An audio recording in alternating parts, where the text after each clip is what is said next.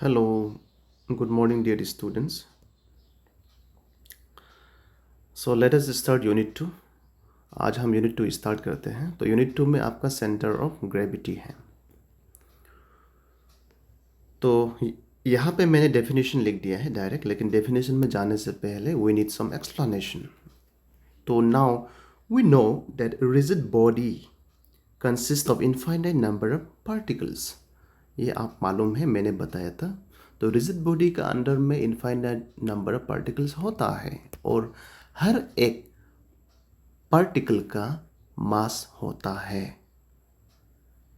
और मास का रिस्पेक्ट में और हर एक मास, हर एक पार्टिकल को फिर क्या होता है, there is force of attraction towards the centre of the earth. तो हर एक पार्टिकल को आप सेंटर ऑफ द अर्थ का तरफ अट्रैक्ट करता है and that force is called the gravity. तो अभी देयर इज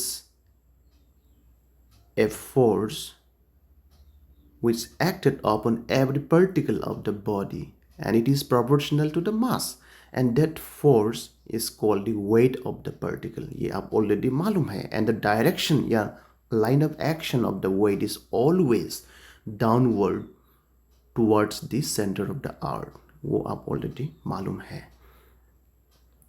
तो अभी अब देखा जाए तो एक रिजिड बॉडी के अंदर में इतना सारा पार्टिकल्स है, तो हर एक पार्टिकल्स का मास होता है और वेट होता है.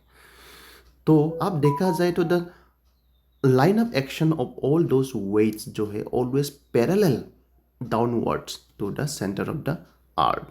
तो वो सब फोर्सेस का, वो सब वेट्स का द रिजल्टेंट जो है क्या होगा, that resultant is called the weight of the body. Resultant of weights of the particles of the rigid body is called the weight of the body, whole body. तो अभी weight जो है क्या होता है, the weight of the rigid body जो है फिर it is also passes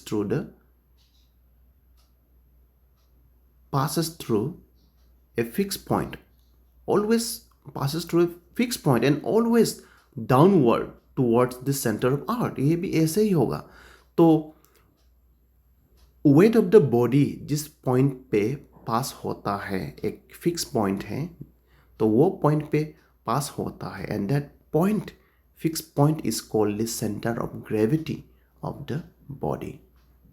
okay, so that is the centre of gravity of the body. तो आप मालूम है, वेट ऑफ द बॉडी भी मालूम है आप, और इसके बाद ग्रेविटी भी आप मालूम है. नाउ अभी आप डेफिनेशन देखा जाए तो यहाँ पे देख सकता है, the centre of gravity is also written as C dot G in short. Now, the center of gravity of a body is the point fixed relative to the body.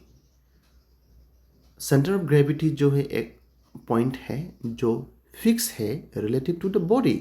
Not exactly fix but fix relative to the body. याद रखो, हाँ, fix relative to the body. अब body का relative में fix है. And then through which the line of action of the weight of the body always passes. याद रखो, line of action of the weight of the body always passes through that fixed point. Whatever be the position of the body, body का position जो भी हो, जैसा भी हो, provided that the size and the shape remain unaltered. body का size shape जो है unaltered होना है. The center of gravity is also written as CG in short. ये हो गया. So यहाँ पे एक दो नोट्स दिया है. वन में क्या है, the center of gravity of a body need not to be lie in the body itself. याद रखो, आपका सेंटर ऑफ ग्रेविटी जो है बॉडी का अंदर ही होना जरूरी नहीं है. और नंबर टू में the centre of mass of the body का भी एक सेंटर होता है, फिक्स पॉइंट, और वो जो है प्रैक्टिकली क्या होता है, coincides the centre of gravity. यानी कि सेंटर ऑफ ग्रेविटी और सेंटर ऑफ मास जो है बराबर है. Number three, the word centroid, centre of inertia are also used in place of centre of gravity. तो एग्जाम में कभी कभी देता है find the centroid, find the centre of inertia, तो आपको कंफ्यूज नहीं होना है। Okay, it is the centre of gravity, तो आपको सेंटर ऑफ ग्रेविटी है मालूम होना है। Okay, that's all, thank you.